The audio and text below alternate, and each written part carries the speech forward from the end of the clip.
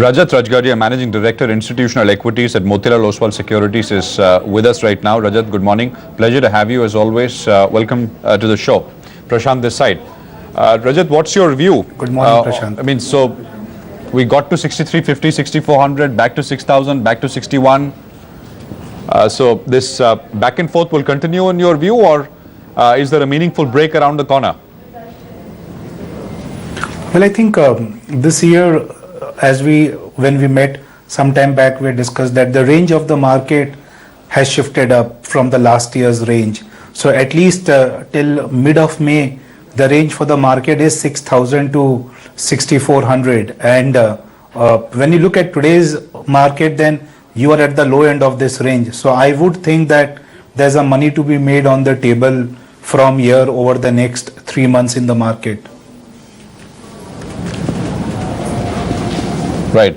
So, I mean, elections, right? Elections are a big deal, or they aren't. I mean, you buy now and be cognizant of elections and be sure to sell before elections. Is that the view? Well, I think actually, if there would not have been any elections right now, then the markets may have been higher, because a lot of the people are right now stopping short of buying because of the election event. But the three critical factors is that while last year there were a lot of headwinds relating to India, this year the first half you will have headwinds which will be more global. So the two things in India, first is the monetary policy trend, and second is the corporate earnings. Both of them have a better outlook than what we saw in the last 6 months. So India specific, I think things are a little more positive. Globally, things have become very, very volatile. But before the elections, I would be surprised if we don't see markets higher from here. And then depending upon the outcome of the election, I think we will see a big move either ways. We'll see a big move either ways. But elections are going to be the biggest impact event this year, right? For the local market. Would you would agree with that? Oh yes, I mean elections, and that is partly because the last two elections, which is 2004 and 2009, have a history of 2 days of big moves in the market. And given the kind of election fever that we are expected to see, that will get built up over the next 3 months, you will see election being a very big event for the markets in May. Yeah, and you're saying that people are staying back. They would have bought, but they're staying back because of this big event. Do you sense that people are increasingly polarized to the view that polarized towards the best possible outcome view out of the elections? Sorry? People believe that we'll get a good, big mandate, stable government post the elections. So in a way, people who watch elections and election outcomes, which pretty much is everybody, are generally polarized towards the best possible outcome view. Well, that is what people want. And if you see the state assembly election outcomes in December, the markets reacted very positively after the outcomes of each of the states where there was a very decisive mandate. But I think the global factors spoiled this rally in the month of January, and plus you had a surprise rate hike that came from RBI.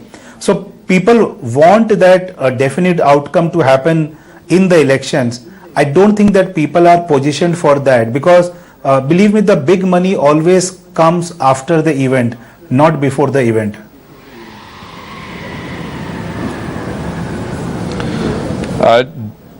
Do you have a view, Rajat, that Motilal Oswal, I mean, what's the house view? I mean, I'm sure there is, I mean, you have a framework, right? Who gets how many seats? What happens if a certain formation comes to power with so many seats? I mean, what to do? Numerically, what is the benchmark to assess a good outcome, a bad outcome?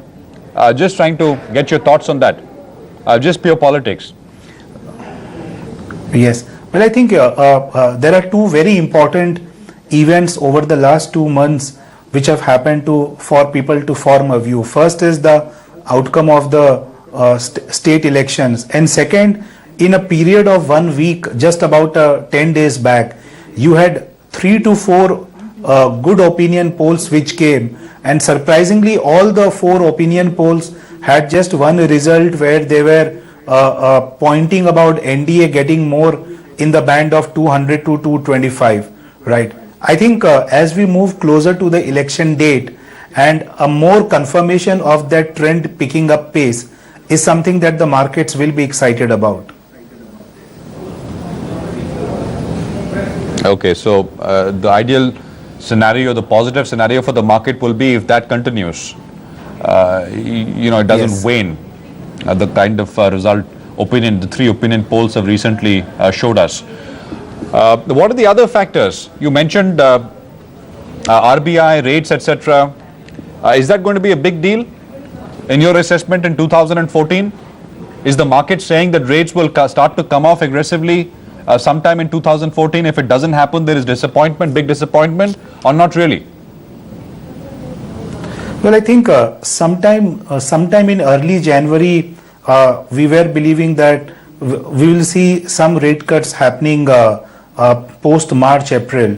But given the way RBI indirectly or directly is now anchoring CPI as their core benchmark for monetary policy, I think that expectations have got delayed now. The good thing is that the next 2 months of data on the inflation will be positive for the markets. I don't know what number the RBI will finally look at when they decide their monetary policy, but at this point of time, no rate hike itself will be a good news. The other important point that I want to highlight for the markets is that this quarter numbers that have come till now for the aggregate, almost 2/3 of the Nifty companies have reported numbers, and the aggregate numbers are almost 300 basis points more than the estimates, right? And with this trend, you actually may see FY 14 and 15 numbers seeing marginally upgraded for both the index and the market earnings. So the trend of positive earnings momentum that started in September just seems to have held on well into the December quarter also. Yeah, but how is it changing full year estimates, and how is it setting up the base for fiscal for 15 numbers, Rajat? Say Sensex earnings or Nifty earnings. Yeah.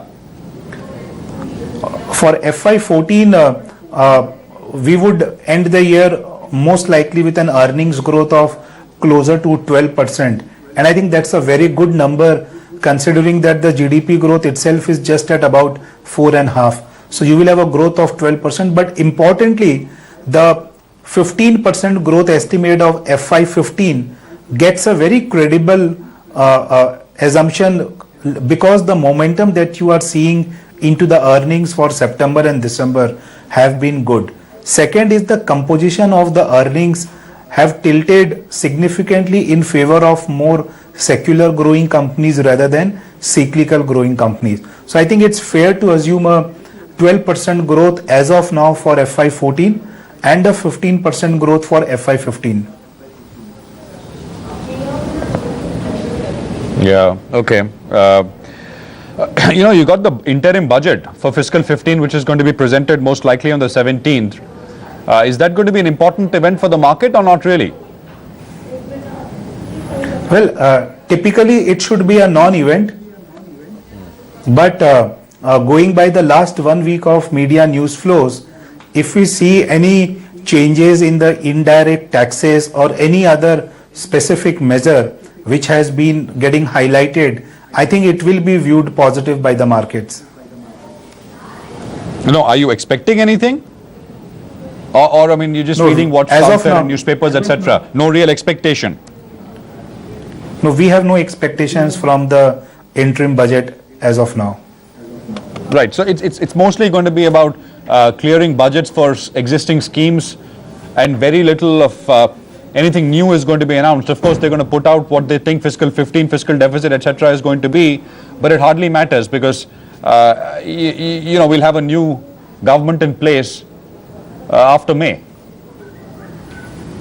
Yes, I think that is key. But one of the important points to note here is that how big a cut we are going to see in the fourth quarter in the plan expenditure, because last year, fourth quarter of FY13, when we saw a big cut in the plan expenditure, that itself contributed to some slowdown in the domestic space, right? So while this time the government seems to be well on track to raise some of the asset sales or lumpy amounts on their revenue, it will be interesting to see how much of cut we are going to see on the plan expenditure, because that just may have a trigger on the final GDP number for the fourth quarter. Yeah, fair enough. Rajat, you mentioned divestments, etc. I just want your thoughts on State Bank of India. The QIP happened recently. Of course, there was no big discount or anything. There was interest from local investors like LIC. Has that impacted what's happened to banking stocks, etc. after the QIP? Because this SBI stock is slumped as well. What is the message? No interest from foreigners.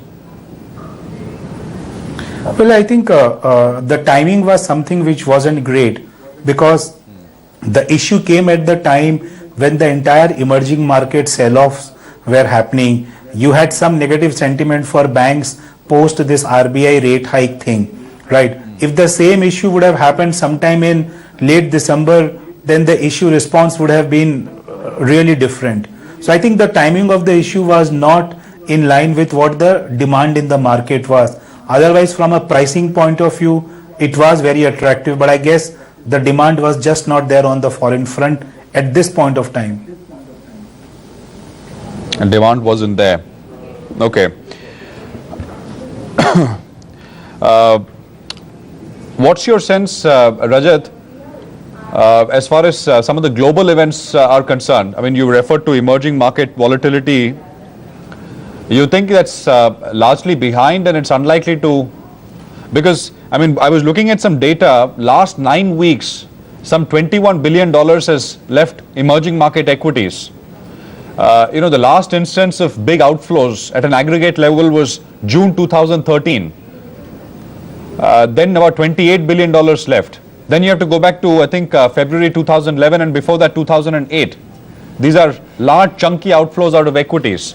So, data suggests that we might be close to the end of, this carnage as far as emerging markets are concerned. India, of course, has been relatively very, very insulated. But do you have a view on what's going on there? Well, I think there are three things that we need to understand here. First, whenever the outflows happen, they happen in patches, while inflows keeps coming over a period of time. And whenever the outflows happen, it happens suddenly where everyone wants to withdraw money at that same time. The month of January saw outflows, which was a significant part of the full 2013 outflows from emerging markets. So I think these are one-off events that happen. Second, we must give some credit to RBI, because this time the Indian rupee has behaved in the most mature manner that we have seen in the last couple of years. But despite this turmoil, the currency was flat within a band of 1.5 rupees.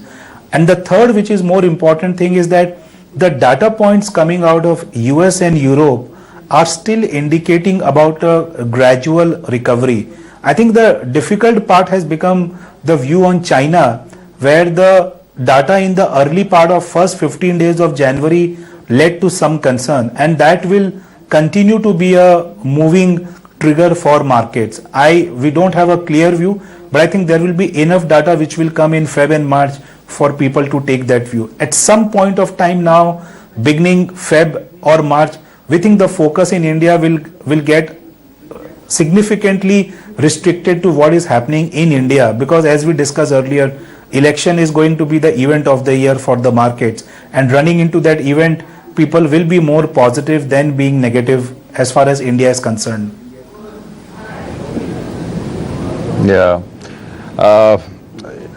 Okay, all right, got it. But yeah, China. So China could be one factor. The broader point, of course, is that before this EM volatility happened, people were, at least according to me, getting very complacent. Right? US is growing nicely. Europe is doing better than what it was over the last few years.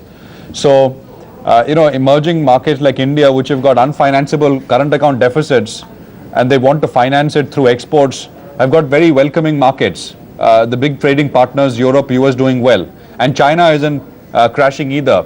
I mean, people have been shaken out of that complacency now. I mean, I think that can't be a bad thing. Would you agree, Rajat? Well, yes, partly I would, because India always gets a disproportionate amount of foreign flows whenever money flows into emerging markets.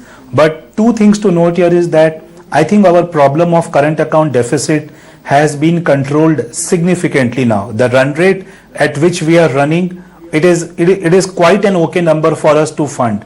That is, and second, if you look at the problem in the emerging markets that we are talking about, we never used to talk about countries like Argentina or Turkey to be benchmarked with when we used to look at India on the global investment radar, right? So I think it's a wave which came where suddenly everything got painted in one brush, while domestically things definitely got better than what they were. And again, I will reiterate that in this RBI played a very important role in curbing the currency, and that is where investors will come back again. Once they see the country being far more resilient versus some of the other economies, they would be happy to put more money in India. But yes, this intermediate periods of one fortnight, 1 month of pain, being a part of global scene, you just cannot escape that. Okay, fair enough. Let's get back to sectors here in India, and I want your thoughts on telecom stocks after what we're seeing in terms of bidding, especially in the 900 megahertz. You think it makes sense economically, or we're going to be back to guessing whether telcos will have to raise tariffs to compensate for paying what they are? At least it seems as if yesterday's auction closed for the 900 megahertz band. What's your sense, Rajat? Well, I think everyone is surprised by the aggression that has happened into the auction, and people just go by historical benchmarks. Everyone has still fresh memories of what happened to the balance sheets of companies after the 3G auction, and how difficult it became once new players had entered the market.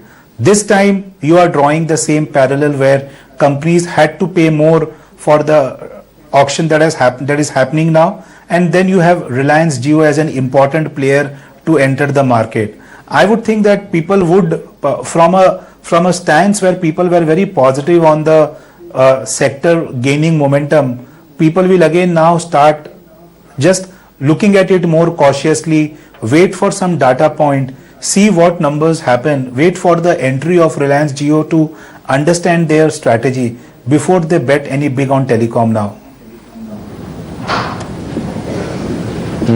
What are your best bets right now, Rajat? We would think that at this point of time in the markets there are very, very good opportunities to look at. You have some of the companies which have reported fantastic results, and the stocks are still trading very cheap. If you look at technology, you have Tech Mahindra trading at just at about 12 times with an earnings growth potential of 20% plus. You have HDFC Bank, which we have now upgraded after a long time, trading at its lowest PE of last 10 years and having an earnings growth CAGR of 25%. You have PNB and BOB, the two state-owned banks, where asset quality issues seems to be peaking out for them. They are guiding for things to be better, and both the stocks are at significantly below their averages. Then I think specific stocks like L&T, ACC, some of these are stocks which are worth betting because they have handled this downturn very well. ACC has a 60% payout now with a yield of 3%. L&T is one of the companies which in the worst period of industrial slowdown of the last 1 decade is still able to protect their numbers and will be poised to grow as things return. So I think in the large packs there are enough opportunities for one to bet big into the markets now. Fair enough.